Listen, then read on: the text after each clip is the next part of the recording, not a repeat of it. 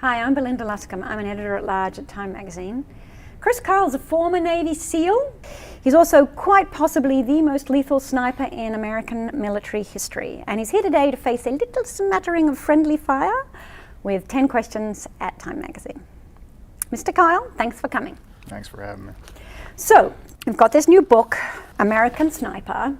Isn't it kind of not done amongst you special operations guys to talk about your stuff? Yes, it is kind of frowned upon. So why did you decide to do the book? I wanted to be able to get it out about not the sacrifices that the military members make, but the sacrifices that their families have to go through, about the single mothers now raising the children and doing all the day-to-day house chores, but then also stories about my guys who deserve to be out there. They didn't get the Medal of Honor, so you don't know about them, but they died heroes, and people should know about them. I believe that number is 160 is the sort of number of confirmed sniper kills. Can you tell me explain what it is to have a confirmed sniper kill? Well, while you're on your sniper rifle, you take a shot and the guy goes down, and you have to have witnesses verify that he is dead. And does it get recorded as part of the battle damage assessment, or? Every time we'd come back, we'd have to fill out an assessment of what happened throughout the day, the time, the place, the caliber used, the distance he was, what exactly he was doing, where he was standing, what he was wearing. It's all into detail. So, and there's that somewhere, we can't get them out of the Navy, but somewhere there's 160 of those forms with your name on them. Yes, ma'am. What goes through your mind when you're shooting a guy? It's usually a guy. The first time of killing someone, you're not even sure you can do it. I mean, you think you can, but you never know until you actually put in that position and you do it.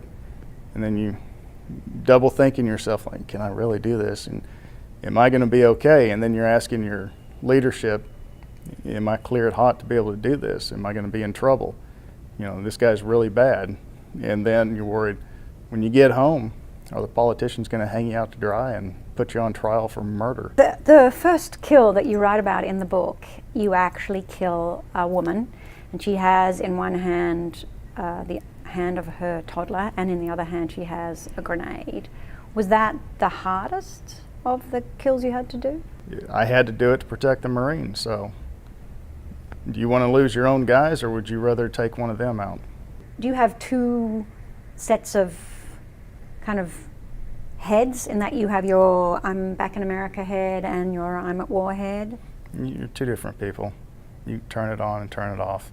You're a little more aggressive when you're at work, and then when you come home, you relax and try to be the different person. And my wife always said that when I came home from work, I'd take my cape off and put it on the door, because I'd stub my toe or break my toe or something at home, but at work, I was fine.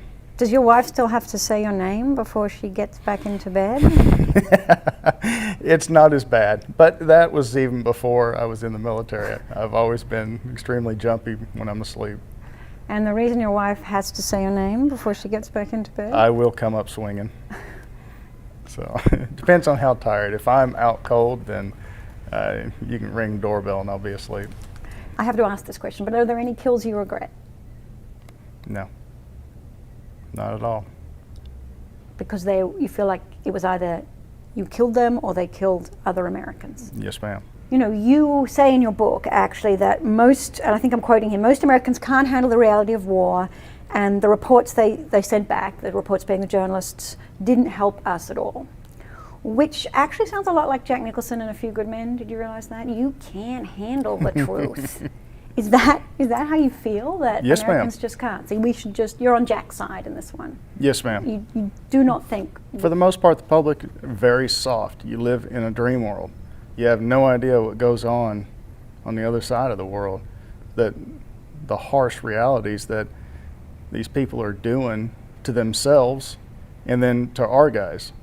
And there are certain things that need to be done to take care of them. Now, if people did start out with the impression before they had read your book that you were that a person who had killed upwards of 150 other people was a violent person, maybe a bloodthirsty person, I'm not sure that the book would free them of that feeling. I really don't care what they think of me. I mean, I've got my family, I've got my friends. I'm not trying to make new friends. And the people who, if you actually spend time with me, you find out I'm just a fun-loving guy. Now, yes, I have been trained to be a little more aggressive if I need to be, but I don't go around thumping people. If you never got to kill another person again, would you be okay with that? I'm fine. I don't have to kill to live. But you were good at it. I was decent at it. What if killing people turns out to be the thing that you were better at than anything? No, that's not true. I'm a better husband and father than I was a killer. I mean, I've got a job now I'm pretty good at. I'm pretty comfortable with not having to kill anyone. Now, don't take deer hunting away from me. Chris Kyle, thanks so much. Thank you.